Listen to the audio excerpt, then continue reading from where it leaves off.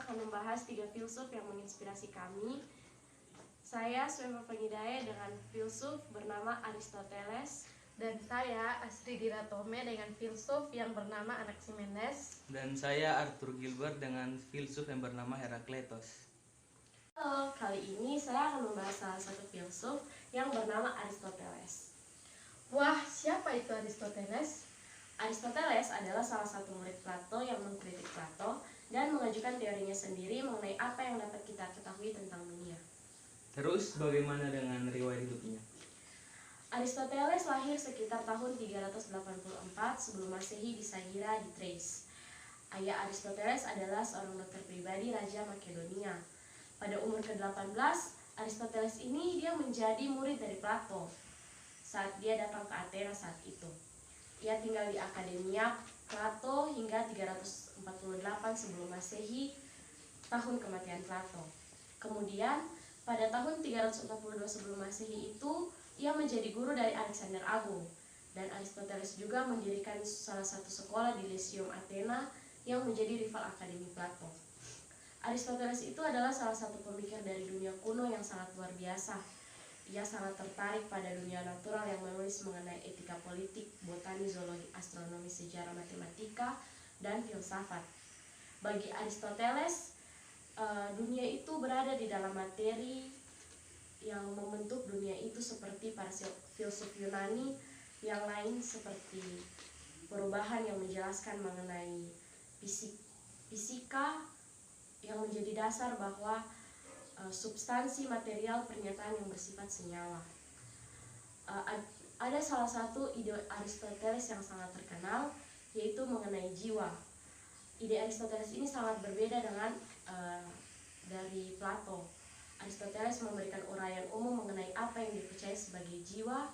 Ia mengikuti keyakinan yang umum bagi orang-orang Yunani, bahwa jiwa merupakan prinsip kehidupan, atau yang dapat diartikan bahwa jiwa itu penyelidikan ke dalam macam-macam bentuk kehidupan yang berbeda. Kata jiwa itu menurut Aristoteles hanyalah melukiskan bagaimana sesuatu hidup di dunia. Sebuah jiwa tidak harus terpisah dari badan atau abadi. Kata jiwa tidak sama berarti dengan budi, tetapi semua yang hidup mempunyai sai dalam setiap manusia berada pada puncak kepemilikan budi itu sendiri. Menurut Aristoteles, tidak ada yang masalah mengenai bagaimana jiwa dan badan dapat bersama atau bekerja sama. Ide mengenai jiwa ini membuat setiap pemikiran kehidupan personal setelah kematian adalah hal yang tidak mungkin. Jadi, sebagaimana keterampilan tidak dapat beralih terlepas dari orang-orang terampil, begitu pula jiwa bukanlah sesuatu yang dapat hidup setelah kematian. Bagaimana dengan filsuf kalian? Nah, di sini saya akan membahas tentang seorang filsuf yang bernama Anaximenes. Terus bagaimana dengan riwayat hidup dan pengajarannya?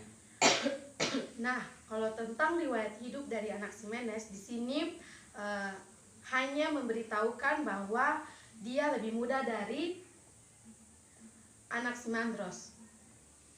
Di sini juga ia menulis suatu buku, dan dari buku itu sebagian ada pada Anaximandros.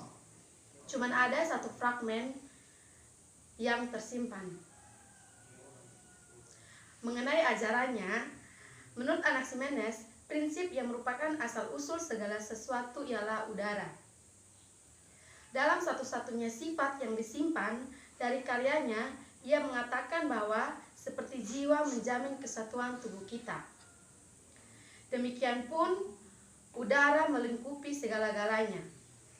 Jiwa sendiri juga tidak lain daripada udara saja yang dipupuk dengan bernafas. Karenanya, Anaximenes adalah pemikir pertama yang mengemukakan persamaan antara tubuh manusiawi dan jagat raya. Tubuh adalah mikrokosmos atau dunia kecil yang seakan-akan mencerminkan jagat raya yang merupakan makrokosmos atau dunia besar. Tetapi Anaximenes sendiri belum mempergunakan istilah-istilah itu. Ada sejarawan lain yang berpendapat bahwa ajaran Anaximenes harus dianggap sebagai kemajuan. Alasan yang mereka kemukakan ialah bahwa karena proses pemadatan dan pengenceran itu untuk pertama kalinya suatu hukum visus dikemukakan kepada alam semesta sebagai pengganti hukum moral atau keadilan dari Anaximandros. Dengan demikian, perbedaan alam semesta dianggap bersifat kuantitatif belaka. Anggapan ini membuka perspektif luas untuk menyelidiki ilmiah. Pandangan Anaximenes tentang susunan jagat raya pasti merupakan kemunduran dibandingkan dengan Anaximandros. Menurut Anaximenes, bumi yang berupa meja bundar melayang di atas udara. Demikian matahari, bulan, dan bintang-bintang, laksana selai daun. Badan-badan jagat raya itu tidak terbenam di bawah bumi, sebagaimana agaknya dipikirkan Anaximandros, tetapi mengelilingi bumi yang datar itu. Matahari lenyap pada waktu malam karena tertutup di belakang bagian-bagian tinggi. Bagaimana dengan filsuf dari kakak Arthur? Saya akan membahas tentang seorang filsuf dari Efesus yang hidup di era 550 sampai dengan 480 sebelum Masehi yang bernama Herakleitos. Wah, bagaimana dengan pengajarannya? Herakleitos adalah seorang yang sangat tertarik dengan alam. Menurutnya, segala sesuatu yang ada bergerak terus-menerus secara abadi. Segala sesuatu berlalu dan tidak ada yang tetap.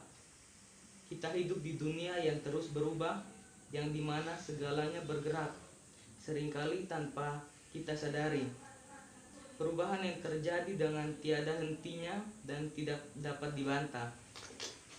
Berbicara tentang perubahan, bukan hanya dunia yang berubah, kita sebagai manusia pun berubah di dalam dunia yang tentu saja berubah.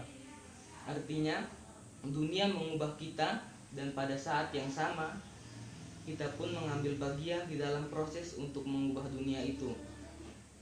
Tulisan-tulisan yang dibuat oleh Herakleitos berbentuk syair atau puisi yang dimana kita butuh penafsiran untuk memahaminya. Herakleitos juga mengambil api sebagai tambang perubahan dan kesatuan. Menurut beliau, segala sesuatu keluar dari api dan akan kembali lagi ke api.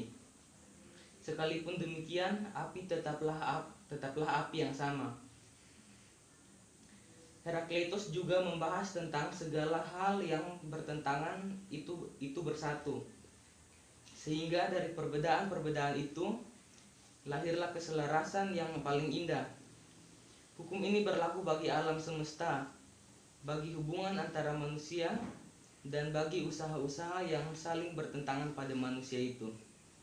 Sekian dari percakapan kami mengenai 3 filsuf yang menginspirasi kami. Semoga bermanfaat. Tuhan Yesus memberkati. Shalom.